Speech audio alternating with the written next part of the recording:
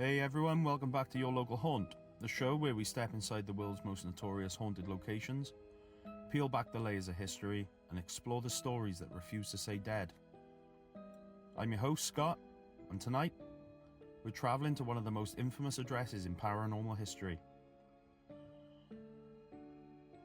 A quiet suburban council house that, depending on who you ask, is either a cornerstone of supernatural evidence or one of the most elaborate hoaxes ever attempted by a pair of mischievous children. This is the story of the Enfield Haunting. It's a case that defined an era of paranormal investigation, one that drew police officers, social workers, reporters, psychics, and researchers into a chaotic vortex of voices, apparitions, and violent poltergeist activity. A haunting that left a family scarred, a nation captivated, and the paranormal community permanently divided. So settle in, turn the lights down, and let's revisit 284 Green Street in Enfield, London. The house where something, or someone, seemed determined to make itself heard.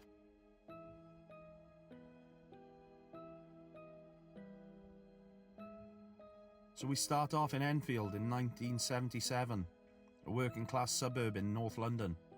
Life is ordinary, steady, predictable and quiet. At 284 Green Street lives the Hodgson family. Peggy, a single mother doing her best to raise 4 children. Margaret, the eldest daughter. Janet, 11 years old, bright, energetic and imaginative. And Johnny and Billy, the 2 young boys. By all accounts, the Hodgsons were a typical family navigating the daily realities of modest life.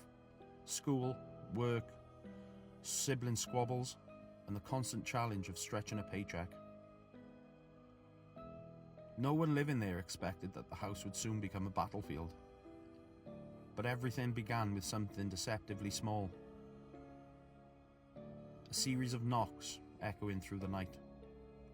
At first, Peggy dismissed the sounds as the kids playing or pipe shifting, or the strange noises that old houses make. But these knocks were different. They seemed deliberate, rhythmic, and almost unnervingly, they seemed to respond. One evening, the children complained that their beds were shaking, furniture scraping across the floor, objects moving on their own. Peggy tried to rationalize it, tried to ignore it, but then the chest of drawers slid across the room, all on its own and blocking the bedroom door. Peggy pushed it back, and then it slid again. And it was that moment, that precise moment, she realised something was in the house, and it wasn't going to stop. Peggy did what anyone would do in her situation. She called the police. She was frantic. Officers arrived expecting a domestic disturbance or maybe a prank. But instead they heard the knocking themselves. Sharp, quick raps on the walls and the floors, but with no visible source. One officer, WPC Caroline Heaps, would later file a report that still haunts paranormal researchers. She watched a kitchen chair slide across the floor, seemingly propelled by invisible hands. She even inspected it. No wires, no magnets, no trickery. She had absolutely no explanation. She inspected it. No wires, no magnets, no trickery. She had absolutely no explanation. The official police report recorded it as an unexplained event. With the authorities powerless, the Hodgsons turned to the only people who seemed interested in listening: the press, and the paranormal investigators of the Society for Physical Research, the SPR. And that's when Maurice Grosse and Guy Lyon Playfair entered the picture. Maurice Grosse, a new investigator with the SPR, was a man driven by tragedy. His teenage daughter had recently died in a motorcycle accident, and he believed she had attempted to contact him in the days after her death. So the Enfield case wasn't just an assignment. It was personal. Guy Lyon Playfair, on the other hand, was more seasoned, a journalist turned researcher, skeptical by nature but not open to the extraordinary. When they arrived at the house, they were immediately met with chaos. Objects flying, knocks echoing, strange voices emerging from the walls. But most disturbing of all, the activity seemed to centre around one child, Janet. She was one of the objects flew toward. She was the one that was thrown from her bed. She was the one who appeared to go into trances, violent and natural trances.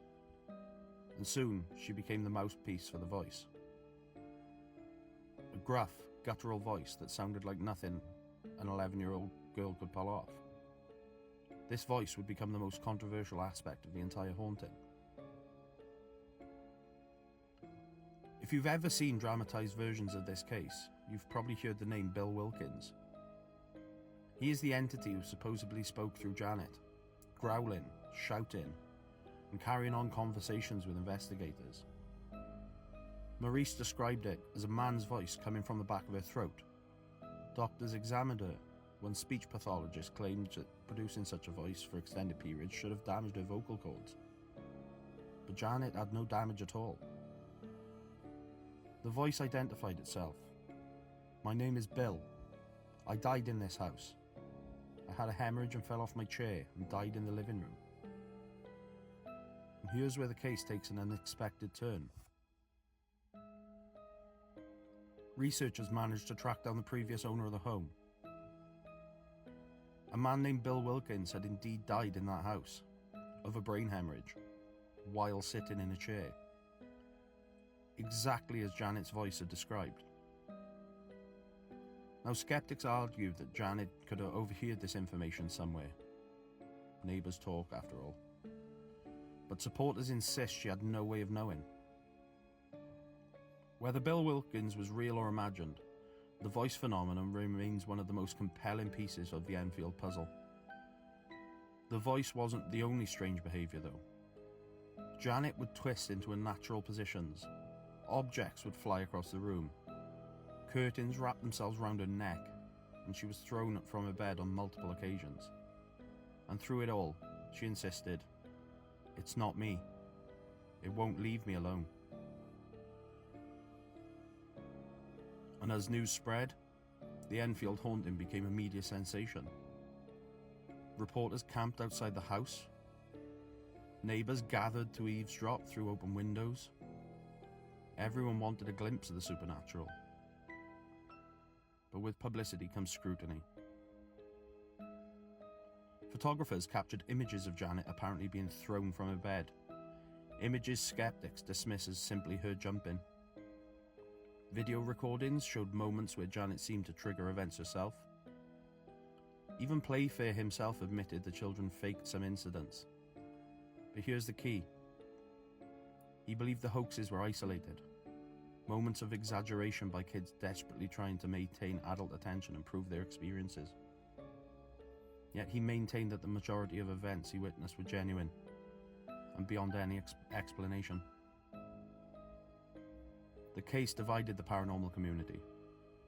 Believers held it up as one of the strongest cases of poltergeist activity ever recorded. Skeptics called it an elaborate child-driven performance that spiraled out of control. But the Hodgson family, all they wanted was some peace. The Enfield case sparked huge debate about poltergeist phenomena. Traditionally, poltergeists are seen as energy-driven disturbances, chaotic, destructive forces that tend to cluster around young adolescents, especially girls. Some theories suggest it's a form of psychokinesis, unconscious emotional energy erupting outward. Others believe that poltergeists are spirits, restless entities, something that's died that had something left unfinished. The Enfield case exhibited many classic poltergeist behaviours: knock-in, objects, spontaneous fires, water appearing on the floor, voices, levitation, and then physical attacks. Whatever the cause, the activity lasted 18 months before slowing to a stop. And then eventually, life at Green Street returned to normal, or at least something close to it. But the question remains, was it ever normal to begin with? Over the years, the Hodgson children have spoken out occasionally about their experiences. Janet, who endured the brunt of the haunting, has said she wishes it had never happened. She lost years of her life to fear, public scrutiny, and lingering doubt. She admits she faked a few incidences, but insists that about 2% of the activity was staged. The rest, she says, was very, very real. Peggy remained in the house until her death in 2003. She always believed the haunting was genuine. And after Peggy's death, the house was briefly occupied. The tenants moved out quickly, complaining of strange activity. Today, families continue to live there, quietly, privately, but most refuse to talk about it. Perhaps the house has settled, or perhaps the activity has simply found a new way to hide. The Enfield Haunting is a story with no clean edges. It's messy, emotional, full of contradictions. On one side you have skeptics, who argue evidence is flawed, the witnesses unreliable, and the activity explainable. Whereas on the other side, believers point to the police reports, audio recordings, eyewitness testimonies, and the physical phenomena that defy simple answers. So where does that leave us? Somewhere in the middle. Because at its core, the Enfield Haunting isn't just about ghosts.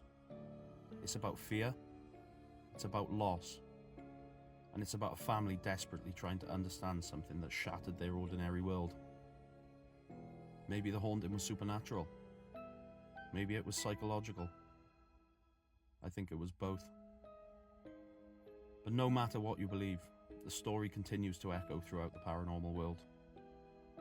And at 284 Green Street remains one of the most famous and most mysterious haunted houses in history. So, thank you for joining me on this journey into the Enfield Haunting. If you enjoyed tonight's episode, please consider leaving a review, sharing it to everyone you know, and following your local haunt wherever you get this. Next time, we'll explore another haunted location with its own dark history and lingering spirits.